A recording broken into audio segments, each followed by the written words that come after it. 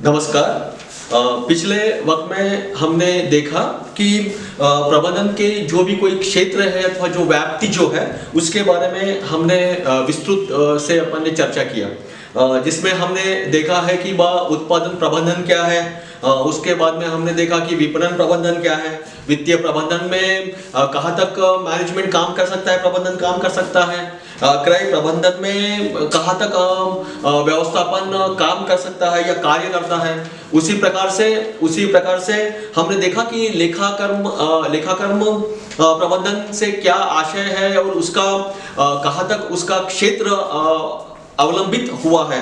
उसके बाद में हमने सेवी वर्गीय प्रबंधन के बारे में देखा, कार्यालय प्रबंधन के बारे में देखा, उसके बाद में हमने अनुरक्षक प्रबंधन के बारे में देखा, विकास प्रबंधन के बारे में हमने चर्चा किया, यातायात प्रबंधन के बारे में हमने चर्चा किया, वातावरण प्रबंधन के बारे में हमने चर्चा किया और सबसे महत्वपूर्ण बात यह है कि समय प्रबंधन के बारे में भी हमने विस्तृत डिस्कशंस किया बोलो या हमने विस्तृत जानकारी मैंने आपको दी। और उसके बाद में हम देखेंगे कि प्रबंधन के महत्व क्या क्या है ना, बराबर है ना।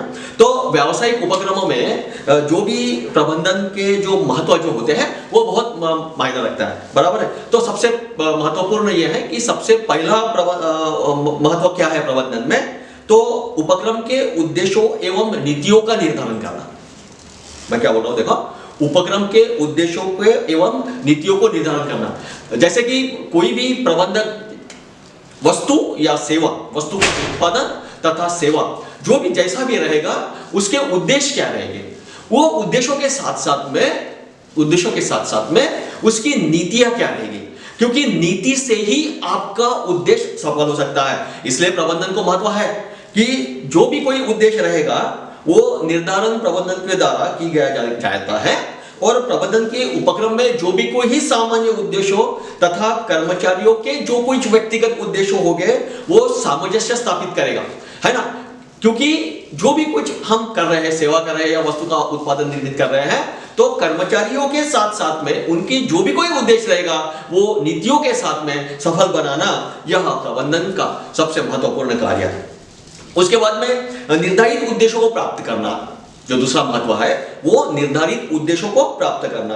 अभी तभी संभव होगा, जो भी कोई निर्धारित उद्देश्य है तभी संभव होगा जब संस्था को कुशल प्रबंधकीय सेवाएं उपलब्ध है।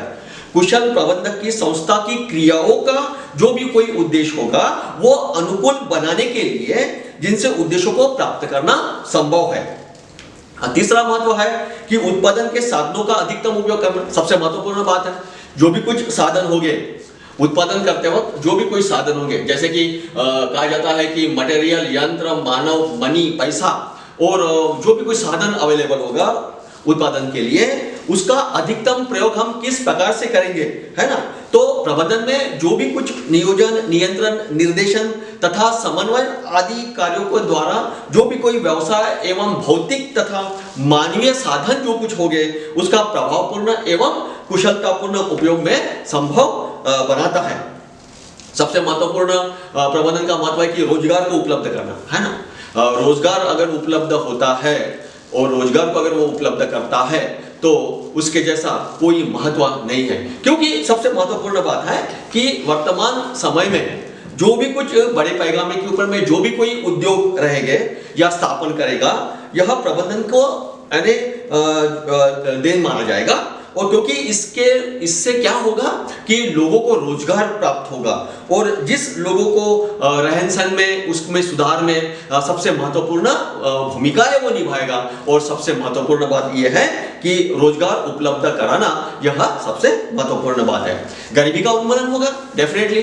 अगर रोजगार प्राप्त होता है तो आय बढ़ेगी और आय बढ़ने के साथ साथ में जो भी कुछ गरीबी का जो भी कुछ उन्मूलन है, गरीबी कम होने में मदद होगी।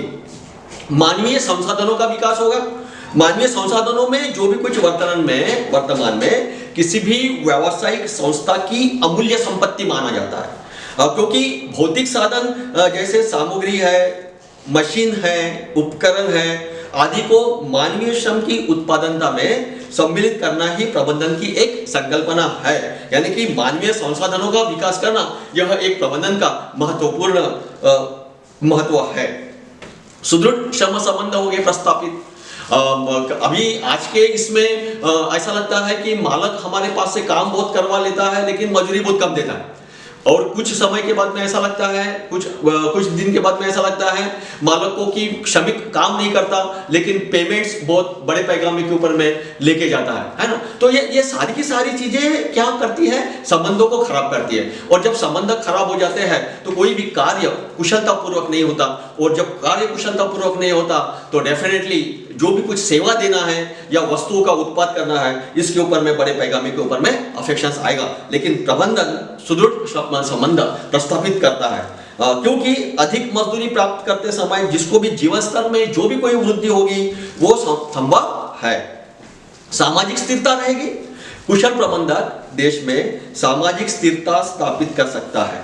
प्रबंधक अपनी कुशलता से जो भी कोई आधार पर नए नए विचारों एवं आविष्कारों का अपनाकर देश में व्यावसायिक संगठनों में स्थिरता बनाए रखता है। और प्रोफेसर पॉल पिगर्स के अनुसार प्रबंधन समाज को स्थिरता प्रदान करने वाला तथा परंपरा का संरक्षण कहा जाता है। यानी इसका मतलब क्या हो गया कि सामाजिक स्थिरता में प्रबंधन का सबसे महत्वपूर्ण योगदान है। प्रतिस्पर्धा का सामना करने का में सहायक। आधुनिक युग में जो प्रमुख विशेषता है वो जो प्रतिस्पर्धा होती है ना। वस्तु से स्पर्धा, सेवा से स्पर्धा, प्रबंधन से सेवा और स्पर्धा। और जो स्पर्धा रहेगी वो स्पर्धा हम किस प्रकार से फेस करेंगे, किस प्रकार से हम उसको उन्नत करने की कोशिश करेंगे, ये सबसे महत्वपूर्ण है। यानी कि प्रतिस्पर्धा का जो सामना करना है वो सामना प्रबंधन एक उत्कृष्ट से कर सकता है। व्यक्तियों का विकास करना। सामान्यतः प्रबंधन जो है वस्तुएं तथा निर्देशन नहीं करता बल्कि व्यक्तियों का विकास करता है। प्रबंधन के सभी क्रियाओं का मानव व्यवहार से संबंधित होती है। जो कुशल प्रबंधन अपने उपक्रम की योग्य कर्मचारियों को भर्ती, प्रशिक्षण, विकास तथा पदोन्नति की व्यवस्था करता है ना। मैं और एक बार बोलता हूं कि योग्य कर्मचारियों की भर्ती, प्रशिक्षण, विकास तथा पदोन्नति की व्यवस्था करता है। प्रबंधन व्यक्तियों की क्रियाओं को सामूहिक उद्देश्यों की पूर्ति करता है या उसके हेतु निश्चित दिशा और प्रेरित करता है। साथ साथ में कर्मचारियों के विकास का अधिकतम अवसर प्रदान करता है तथा उनके मनोबल ऊंचा उठाने के लिए प्रयत्नशील रहता है।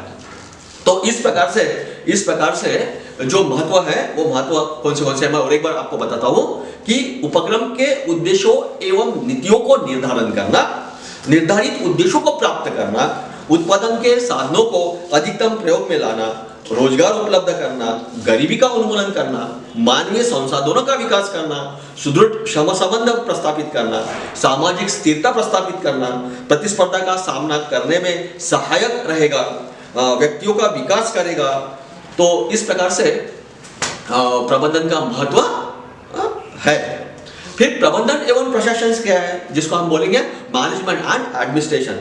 तो ये जो भी आधुनिक युग है वो प्रबंधन और प्रशासन शब्दों का व्यापक रूप से ऐसा प्रयोग किया जाता है। कोई मैनेजमेंट बोलता है तो कोई एडमिनिस्ट्रेशन बोलता है ना। कभी कभी ऐसा बोलते हैं ना कि इसका ये कॉलेज का मैनेजमेंट बहुत अच्छा है, इस कॉलेज का एडमिनिस्ट्रेशन बहुत अच्छा है ना। दोनों भी शब्द का जब हम प्रयोग करते हैं प्रबंधन एवं प्रशासन का, तो जनरली कैसा होता है वो दृष्टि से देखा जाए तो समूह में भी हम उसको अगर हम देखते हैं, पारित करते हैं तो नियर अबाउट सरीका ही है। इसमें बहुत सारे विद्वानों का मतभेद चला, लेकिन प्रबंधन और प्रशासन में हम जो अंतर है अथवा नहीं तो हम उसमें हम डिफाइन नहीं कर सकते। कुछ लोगों को लगता है कि अंतर है और कुछ लोगों को लगता है कि अंतर नहीं है। फिर हम देखेंगे कि प्रबंधन की, प्रशासन की क्या व्यापकता क्या है ना। तो कुछ विद्वानों की जो विचारधारा है वो प्रबंधन का कार्य प्रशासन से व्यापक अथवा विस्तृत होता है। अर्थात प्रशासन को प्रबंधन द्वारा जो भी कोई निर्धारित नीतियों का क्रियान्वयन करने वाला या मानते हैं। इस विचारधारा के अनुसार प्रबंधन की जो भी कोई नीति रहेगी वो निर्धारित करता है और प्रशासन उन पूर्व निर्धारित नीतियों का व्यापारिक रूप से लागू करने का प्रयास करता है।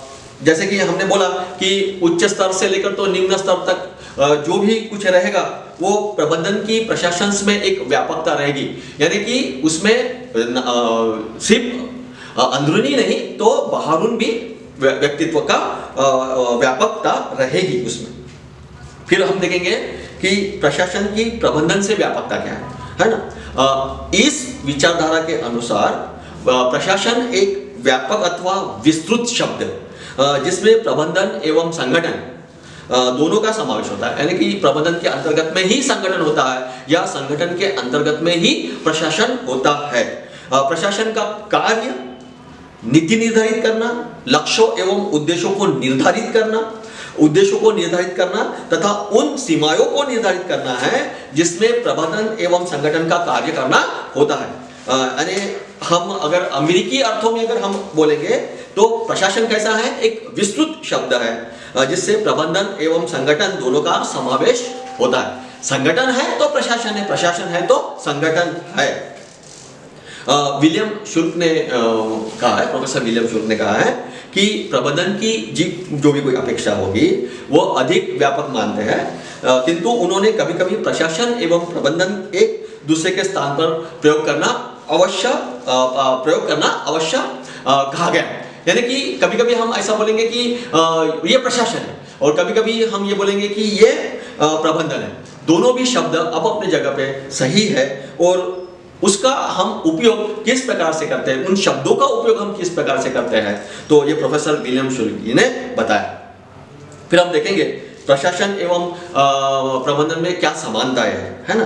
तो ब्रिटिश विचारधारा में जो भी कोई विद्वान लोगों ने या साइंटिस्ट लोगों ने जो भी बोला है, प्रबंधन एवं प्रशासन उनको बहुत विस्तृत तरीके से माना जाता है या मानते हैं। उनके अनुसार कि जो भी कोई उच्च प्रबंधन है तो प्रबंधन है तथा शेष मध्यम एवं निम्न स्तरीय प्रबंधन है, यह प्रशासन है। यानी कि उच्च स्तर को वो बोलेंगे कि यह प्रबंधन है और मध्यम स्तर और निम्न स्तर को बोलेंगे कि यह प्रशासन है। जबकि अमेरिकी विचारधारा ने क्या किया कि अनुसार प्रशासन एक व्यापक शब्द है जिसमें प्रबंधन एवं संगठन दोनों का समावेश होता है। मैंने इसके पहले भी बोला है कि प्रशासन और प्रबंधन की जो व्यापकता है, विलियम शुल्क जी ने भी ये बोला है कि अपने प्रबंधन के अंतर्गत में ही संगठन विस्तृत में है।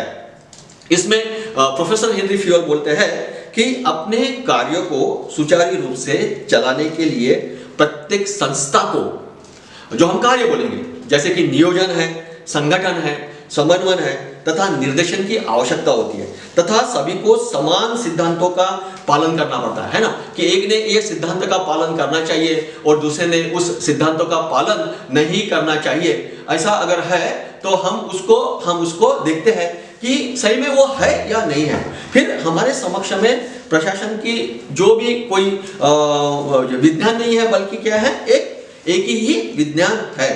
न्यूमन बोलते हैं कि प्रबंधन एवं प्रशासन में कोई अंतर नहीं है। जिन कार्यों को प्रबंधन संपन्न करता है उन्हें प्रशासन भी करता है। प्रोफेसर पीटर ड्रकर कहते हैं कि नियोजन एवं क्रियान्वय एक ही कार्य के दो पहलू है, अतः प्रबंधन में इन दोनों को अलग अलग करना बहुत खतरनाक होगा, है ना। प्रोफेसर पीटर ड्रकर ने बोला है कि प्रबंधन एवं प्रशासन को हम अलग नहीं कर सकते, अगर हम उसको अलग करते हैं तो ये बहुत खतरनाक हो सकता है। हम अगर व्यावहारिक दृष्टि से या व्यापारिक दृष्टि से अगर हम इसमें देखें तो इसमें अंतर नहीं है। फिर हम देखेंगे कि प्रबंधन एवं प्रशासन में क्या अंतर है, क्या सही में अंतर है, तो हम उसको अंतर का आधार के साथ साथ में प्रबंधन एवं प्रशासन में क्या अंतर है हम देखेंगे। तो सबसे पहले हम देखेंगे कि अर्थ क्या है, दोनों का अर्थ क्या है। तो प्रबंधन से आशय है कि पूर्वानुमान करना, नियोजन करना, आदेश देना, समन्वय स्थापित करना एवं नियंत्रित करने से है। तो प्रशासन क्या है, प्रशासन से आशय यह है कि ऐसी क्रय शक्ति है या क्रिया शक्ति है जो प्रबंधन एवं संगठन पर नियंत्रण रखती है। आधार लेंगे हम नीतियां, दोनों की नीतियां क्या होती है, तो यह प्रशासन द्वारा निर्धारित नीतियों को क्रियान्वयन का कार्य करता है। और प्रशासन क्या है, यह संस्था की नीतियों तथा उद्देश्यों को निर्धारण का कार्य करता है। फिर इनका कार्यक्षेत्र क्या क्या है, दोनों का कार्यक्षेत्र क्या है, तो प्रबंधन का कार्यक्षेत्र अपेक्षाकृत संकुचित होता है और प्रशासन का कार्यक्षेत्र प्रबंधन की अपेक्षा अधिक व्यापक होता है। फिर दोनों में समावेश क्या है हम वो देखेंगे कि प्रशासन और प्रबंधन में समावेश क्या है। तो प्रबंधन में है कि इसमें मध्य स्तरीय तथा निम्न स्तरीय प्रबंधकों का सम्मिलित किया जाता है और प्रशासन में क्या रहेगा समावेश? इसमें शीर्ष अथवा उच्च स्तरीय प्रबंधकों का सम्मिलित किया जाता है। फिर प्रभाव क्या क्या रहेगा? तो प्रबंधीय कार्य का जो भी कोई मूलतः प्रशासकीय कार्य प्रभावित करते हैं तथा प्रशासकीय कार्य को संस्था की आंतरिक परिस्थितियों की जो भी प्रभावित नहीं करता बल्कि बाह्य परिस्थितियों को भी प्रभावित करता है। फिर कार्य का स्वरूप क्या क्या है? प्रबंधन का कार्य योजना बनाने के लेकर लक्ष्य प्राप्त तक सारे आदेश निर्देश देना है। इसका कार्य नीतियों का निर्धारण करके संपूर्ण इकाई पर नियंत्रण करता है। सक्रियता क्या क्या है? तो प्रबंधन कार्य में प्रति पूर्णता सक्रिय होता है तथा प्रशासन कार्य के प्रति पूर्णता सक्रिय नहीं होता। विषय सामग्री क्या क्या है? तो कर्मचारियों के अतिरिक्त संगठन की संपत्ति, साधन, निधि, बाहरी तत्व आदि प्रबंधन की विषय सामग्री है। संगठन के कर्मचारी प्रशासन की विषय सामग्री है। जोखिम का उत्तरदायी कौन होता है? प्रबंधन के कार्य में जो भी जोखिम नहीं होती, व्यवसाय तथा उद्यम में होने वाली जो भी हानि लगेगी वो प्रबंधन के उत्तरदायी नहीं होती। लेकिन व्यवसाय में जैसे कि प्रशासन में व्यवसाय तथा उद्देश्य में जोखिम होने पर अथवा हानि होने पर प्रशासन को उत्तरदायी माना जाता है। निर्णय क्या रहेगा? प्रबंधन को जटिल समस्याओं पर निर्णय लेने के लिए प्रशासन पर निर्भर रहना पड़ेगा। प्रशासन को स्वयं निर्णय लेने के लिए अधिकार होगा। Okay then, thank you.